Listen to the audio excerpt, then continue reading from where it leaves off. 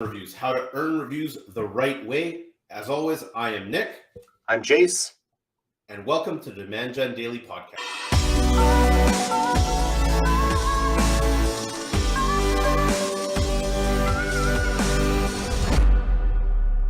Please remember to like, follow, subscribe, ask us questions. This series was actually originated from people asking us questions about Amazon, so we decided to do a series on it.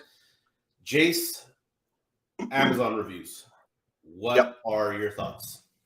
Great. Let's start off with the basics. Obviously, Amazon reviews have a major impact on your sales volume. I don't want to overstate it. If you're starting in a product category and you're taking on a competitor that has 12,000 reviews, it's not like you can't compete. You just have to do so in an intelligent way. So the question is, how do you generate genuine, ethical reviews the right way? Just a bit of a backstory. I think most people know that Amazon reviews have a history of being scammed, buying reviews, fake reviews, all that kind of stuff. So recently, past year and a half, 2 years, Amazon deleted or removed tens of something like 60,000 reviews in Amazon UK alone, about 18 months ago, because they were deemed to be inauthentic reviews from a public review network. And we're going to talk about review networks a little bit later. There's two ways to generate reviews in a way that's TOS compliant. Okay, hold on. There's two ethical ways. Let's say that. Okay, the first way is simply to request it. So Amazon they have a feature. If you go into Seller Central, top right-hand corner, you can request reviews from a recent buyer. Okay. Now, when you send that request, you actually type out the request and it's sent to them via Amazon's email program. You can simply, hey, if you like this product, please kindly consider writing a review, blah, blah, blah. But to be compliant with Amazon's terms of service, you cannot suggest or allude to that they're going to get a reward, that they're going to get paid, that they're going to get a free product, that you can't simply incentivize it in any way. And if you do, you're risking an account suspension. Okay. You used to be able to comment on public reviews. I really wish you could do that because it provides great social proof. If they're not responding to emails or messages, you could try and do that publicly. And even if they don't respond, you're showing to other buyers that you're trying to resolve or reconcile any issue. But you can't do that anymore. That used to be a huge component of customer service and reviews for us, but can't do that anymore. Now, if you want to get into more advanced stuff, there are review networks. Public review networks are generally considered gray hat or black hat, and I do not recommend it whatsoever. So a public review network is you can go to a service. There's a number of services where you're basically, because you're subscribing to their service, it's free.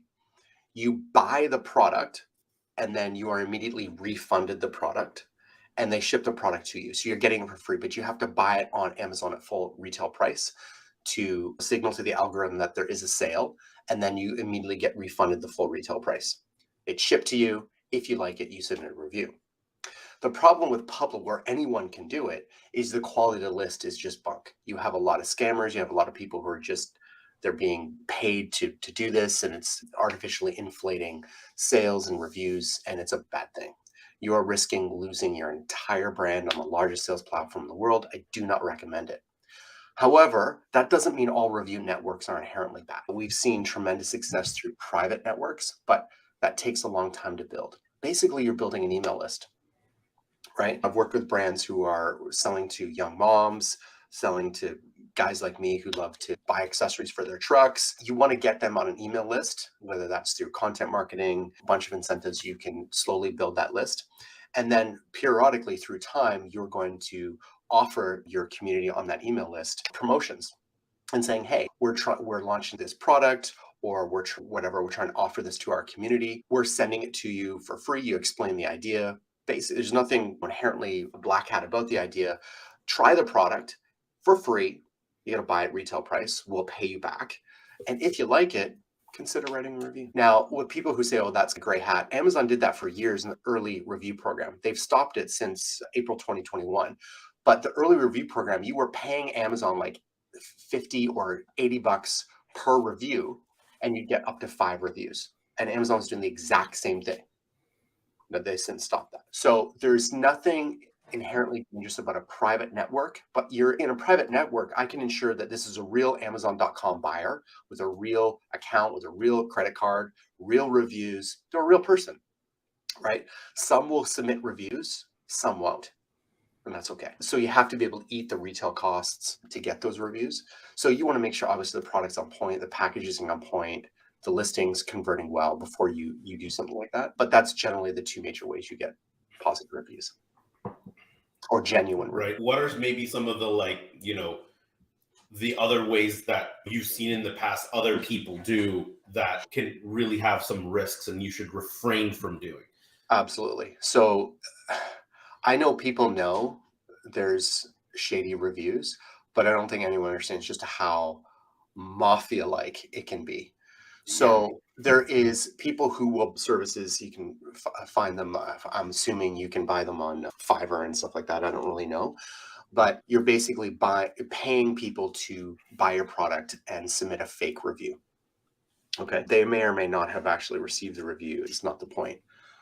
They're selling reviews. And so that's common knowledge. What you don't know is that you will have competitors in very competitive product categories who, let's say you're selling really well. There'll be another seller that buys fake reviews for your listing. But negative ones. And no positive one, both negative or positive. Right. They're going to flag you. Let's say they send, you get 5 reviews a month, and then all of a sudden you get 20 in one day.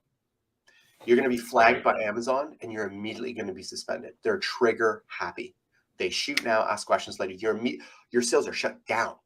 And now you have to prove that you didn't buy those fake reviews, and you may not be able to. It's vicious. I've dealt with clients who've had to resurrect their accounts from that. Very tough, right? Because Amazon's not a court of law. There's no due process. They do whatever they like. Supplement categories, consumer electronics, small electronic products.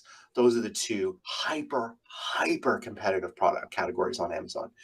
Stuff like that happens all the time. It's just par for the course. You're going to have malicious reviews. That's what we call them, malicious reviews, malicious positive reviews. So, because they know you're not going to pay for a negative review, but you probably pay for a positive review.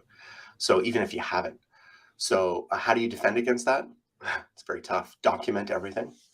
Document all your support. That's what we're getting into another question about Amazon support, but it's very hard.